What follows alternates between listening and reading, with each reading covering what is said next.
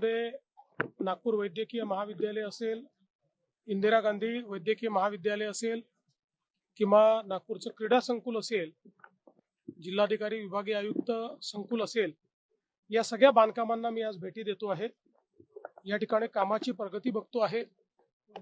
काही ठिकाणी ज्या त्रुटी मला आढळून येत आहेत त्या त्रुटींचं देखील नोंद घेऊन अधिकाऱ्यांना सूचना करतोय, कारण सरकारी काम हे त्रुटीपूर्ण राहू नये अशा प्रकारचा आमचा प्रयत्न आहे।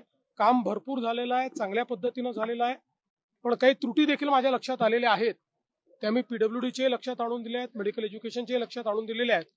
त्या त्रुटी पूर्ण करून जे पेशंट्स आहेत त्यांना दर्जेदार अशा प्रकारचं या ठिकाणी चिकित्सा मिळाली पाहिजे आणि जे कॉलेजेस आहेत त्या ठिकाणी चांगलं इन्फ्रास्ट्रक्चर आणि चांगलं शिक्षण झालं पाहिजे।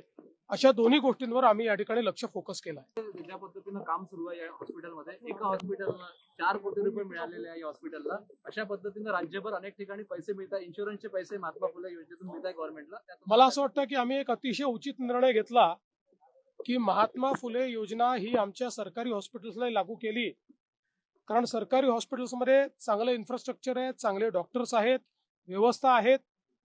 अशा या हॉस्पिटल्समध्ये ती लागू केल्यामुळे त्यांनाही 2 पैसे मिळत आहेत।